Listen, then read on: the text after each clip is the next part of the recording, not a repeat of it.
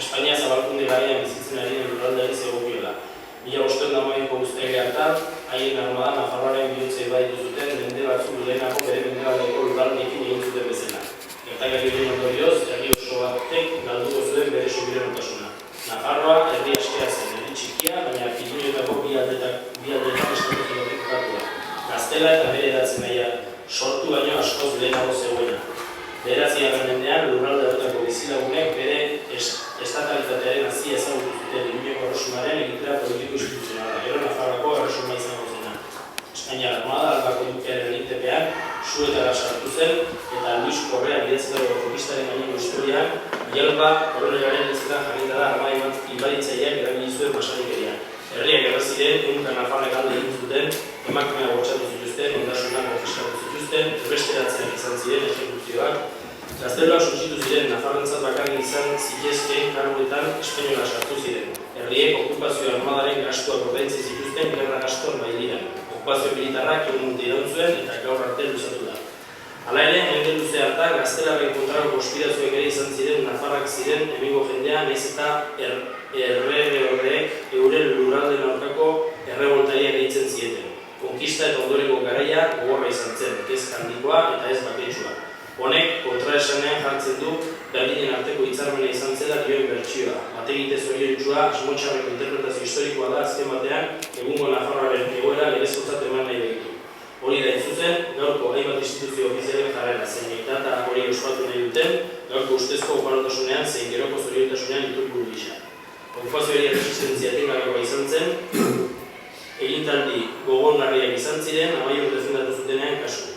Horrez gain, geroztik eta egun arte herri honen estatusaren ondaketa prozesuak entzina segitu du, bere subiranotasuna barne, provintzia bihurtzeraino eta egun autonomia erkidego, iaia Nafarroa izena desagertzen.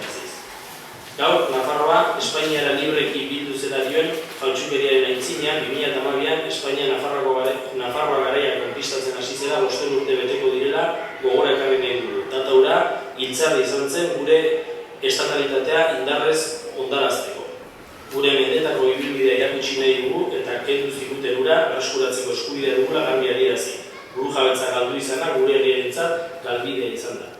Historiak independente izan ginen erakusten digu eta izateari utzi geniola ez geure arbasoen nahiaz, baizik eta Espainiar eta Frantses nahikeria dela eta. Gerra, kolonizazioak eta bortzak gure identitatearen garapena zapuzten dute. Eta hain zuzen ere, gure interes nagusia ez baita iraganean, orainan eta geroan baino, memoria historikoa berreskuratu nahi dugu askatasunerantz pauso emateko eta gure eskubideak defendatzeko.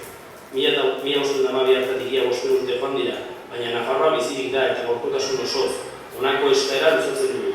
Egungo nazioarteko testuinguruan duela denbora gehiagik kendu ziguten Nafar nazioartekona erreskuratu eta etorkizun askea izan. Horregatik guztiagatik, deia bikoitza luzatu nahi dugu. Batetik, dei egiten diogu jendeari, udari eta gainontzeko talde zein erakundei 1512-2012 Nafarroa bizirik ekimenaren ikurra ikusgai izatera. Bestetik, dei egiten diogu pertsona, talde, elkarte, udal zein instituzio orori, agiri honi zein ekainaren 16ko Euskal Herriko ibilbide nazionalari atxikitzera. Eta bereziki 2012ko uztailaren 25ean, Albako dukearen armada, Nafar inguruan sartu ziren 500 urte horrena, Nafar bandera aga erodiak edo eta dolu simbolarekin jartzea. 1512-2012 Nafarroa bizirik.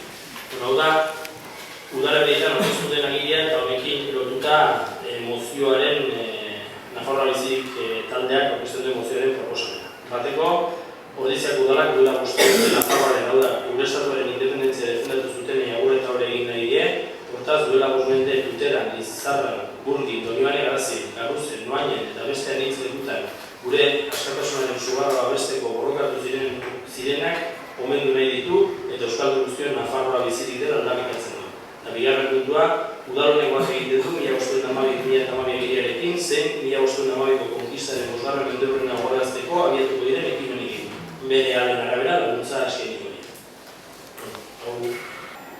Nosotros no vamos a votar la moción, primero porque no hemos tenido tiempo material para estudiarla y tanta historia pues a mí se me escapa. La verdad, expresar mi competencia en materia histórica, porque esto sin duda tendrá más de una interpretación, pero bueno, la verdad no me ha dado tiempo a verla y desde mi condición de guipuzcoano pues tampoco llego a alcanzar muchas cosas. La condición de guipuzcoano castellano desde no llego a tanto, no voy a simplemente me voy a quedar en el tema, sí, porque vosotros sois navarros, por ahí, pero bueno, nada que hay que votarla, no, nada que ver. Apostatzera pasako gara, mozioaren aldeko bozkak, kontrako bozkak, abstentzioak. Bukatzeko